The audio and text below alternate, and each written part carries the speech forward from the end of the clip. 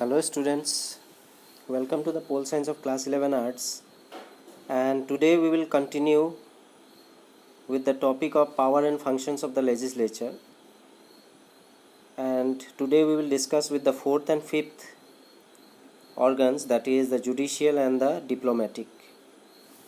In the last class we read about the powers and functions of legislature, in which we discussed about the three organs and we left the other two. In the previous class, we read about the powers and functions related to legislative, then secondly, executive, and third, the financial sector or the finance department. So today we will discuss and continue understanding about the fourth and fifth organ related to the powers and functions of the legislature, that is judicial and diplomatic. So let us proceed then. So in terms of judicial, the first and foremost powers and functions is to control indirectly. That means the judicial section, they have the power to control indirectly. After that, they also have the power to remove the judges directly. That means they have the power, if there is any incompetency related to the working of the judges, then they have the power to remove the particular judge or judges. After that, to control judicial activity through executive in some extent. So in some cases they have special power to control the judicial activity. If suppose related to the works of the judiciary, some activities or some work process is there through which the judicial activity is carried out, and in order to, if they wish to control judicial activity, they can do it through the help of executive also in some cases. That means they can take the help of executive while controlling the judicial activity. Clear? So some help, not as a whole, but up to some extent they can take the help of executive in controlling the judicial activity. And this judicial have that much of power that they even have the power to remove president and vice president also. So just imagine about the powers related to the judicial or the judiciary.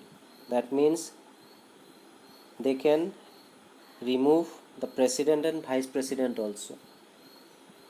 Clear? After that, the last section related to the powers and functions of legislature is the diplomatic. So if we talk about diplomatic, the first and foremost things that comes to our mind is that it has the power to discuss foreign policy of a country. That means this diplomatic word is itself related to maintain the relations related to the foreign country or have a diplomatic relations with the outer countries. So the first and foremost powers and functions of the legislature is it has or it discuss foreign policy of a country that can be beneficial for the development of the particular country. It can discuss the foreign policy. Then to give a shape of foreign policy. So if we talk about diplomatic, it all and it works wholly for the development and maintaining relations with the outer world, that is with all the foreign countries. So firstly they will discuss the foreign policy of a country. After that they will give a shape to the foreign policy. Then it also discuss the bilateral issues. That means between two countries, if there are any issues between two countries, they are there to discuss that issues. Whatever the issues are there, they can have or they discuss all these issues through bilateral talks. And after that, lastly, they discuss international treaties and agreements. So as I have told you earlier, that these diplomatic sections or diplomatic sides of the legislature focuses only on maintaining, shaping, and giving a good foreign policy. Apart from giving a good foreign policy, they also discusses bilateral issues between two countries. Apart from that, last but not the least, they discuss international treaties and agreements also. The treaties and agreements that are beneficial for their own country also or for the other country also, they discussed and they implement that also, discussing international treaties and agreements. Clear? So this was the other two sections related to the powers and functions of legislature. Starting from number 1 legislative, number 2 was executive, number 3 was finance, number 4 was judicial, in which we read that they can control indirectly, they can remove judges, they have the power to control judicial activity through the help of executive in some cases, and last but not the least, they can remove president and vice president also. And if we talk about the diplomatic sections related to the powers and functions of legislature, they discusses foreign policy, they give a shape to foreign policy, they discuss bilateral issues, they also discuss international treaties and agreements. So with this, we have come to the end of the topic, that is legislature, and we have gone through the introduction part of the legislature. Then we have understand about the meaning of legislature, the parliament. Then we have gone through unicameral and bicameral legislature, its merits and demerits, and going on with the merits of bicameral legislature and demerits of bicameral legislature too. Then we have differentiate between unicameral and bicameral. Then we have read about the three countries parliament, that is India, UK and USA. Then lastly, we read about the powers and functions of the legislature,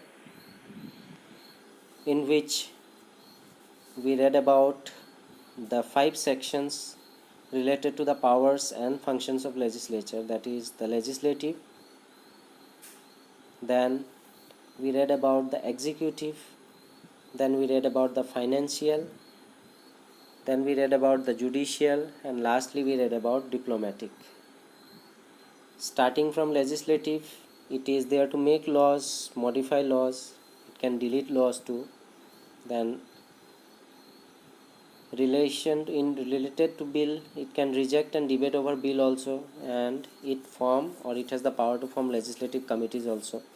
Then coming to executive, it can ask question, it can control and criticize executive, it can pass no confidence motion, it can control international and national policies, it can ask resignation of any members if they wish. Then coming to the third sections, that is financial, it can pass budget, it can have a debate and discussion on budget, it can audit and check accounts also, and last but not the least, it can form financial committees also. Now moving on to the fourth section related to the powers and functions of legislature, it can control indirectly the judicial process, it can remove the judges, it can control the judicial activity through executive in some extent, and it can remove the vice president and president also. After that, lastly, we read about the diplomatic section, that has the powers and responsibility of discussing foreign policy of a country. It give a shape to the foreign policy. Then it discusses issues related to bilateral issues, that means between two countries they discusses the bilateral issues, and last but not the least, they discuss also about international treaties and agreements. So this was all about the legislature, and I have made a slide of 2 questions that are very important, and both these questions have been attempted by you, and I have given you the questions in my previous classes also. You just need to note it down.